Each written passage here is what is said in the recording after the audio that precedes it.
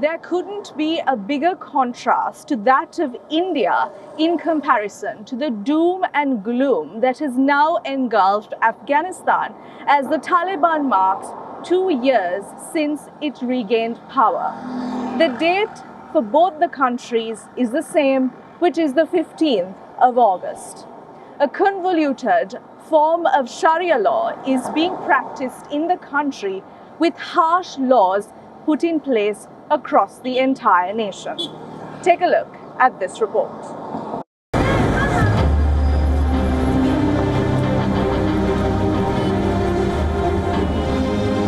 August 15th it was in 2021 when the Taliban retook Kabul. It's time to end America's longest war. It's time for American troops to come home. The US Army that had held them off since 2001 had pulled out its remaining troops as outlined in a 2020 peace agreement. The US-backed government of Ashraf Ghani had fled.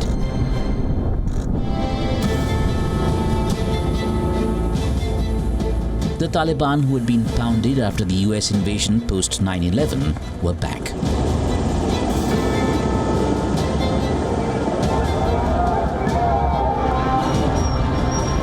Processions, convoys, march pasts on a public holiday marked the second anniversary of the Taliban takeover.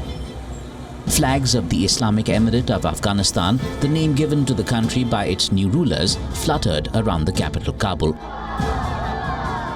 Convoys of Taliban, some wielding guns, led to a gathering at Masood Square near the abandoned US Embassy building. Chants of death to the Europeans, death to Westerners resounded. Fact is, the last 2 years of Taliban rule have wiped out gains in Afghans' living standards seen in the last 2 decades after the US invasion in 2001. Employment to economy, industry to society, every aspect has been hit and hard, with women bearing the brunt of it. An October 2022 UNDP report says the Afghan economy has shrunk some 30% since the Taliban takeover, and an estimated 700,000 jobs are gone. Close to 90% of the population has been suffering from some form of food insecurity, with the crisis made worse by a pause in critical aid by some countries and international organizations.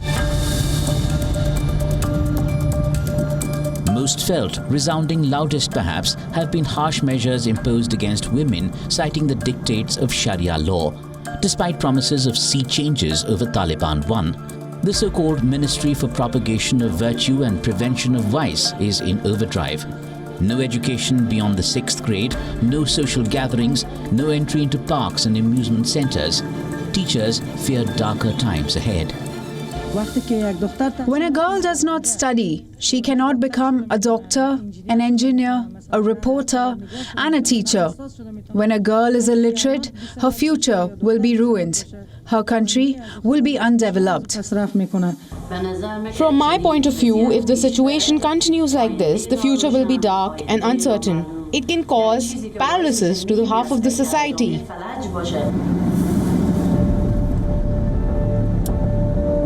Employment and business for women too are now a strict no-no. Besides a ban on work in the UN and aid agencies, even salons and the beauty industry stand banned. It's been nail upon nail on this coffin.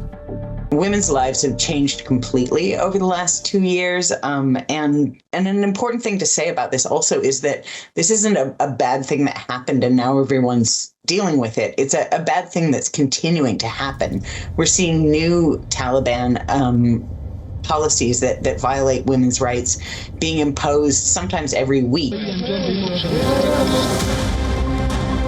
This recent bonfire of musical instruments in Herat says a lot. Innocuous activities like kite flying and playing music have been outlawed. Away from the cities, rights groups also claim the Taliban turns a blind eye to farmers, where most of the country's opium is produced. A UN report says a ban on opium cultivation has driven up prices and worked to the gain of big farmers. The smaller vegetable growers struggle. People have a lot of economic problems and don't buy much of our produce. In the past, for example, I used to sell 7 kilos of tomatoes for 200 Afghanis or $2.5. Now I'm selling it for 80 Afghanis, which is less than $1. People's purchasing power and the economy have become weak, and they can't afford to buy our products. Together with an overhaul in the system that reportedly ostracizes scientific temper and education and props up fundamentalist mindsets, you have a rising exodus of Afghanistan's finest minds.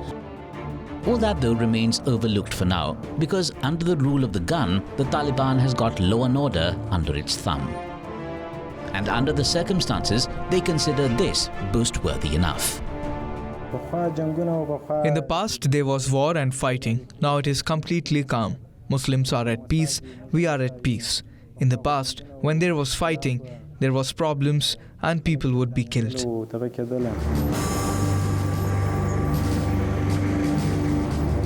Sizing up realities 2 years into Taliban 2.0, despite global condemnation and local disapproval, there's no real threat to the Taliban regime in sight. A struggling economy remains afloat even as the international community withholds formal recognition, and a crackdown on armed groups like the Islamic State means a better domestic security situation. Reason enough for Afghanistan to celebrate despite things continuing downhill.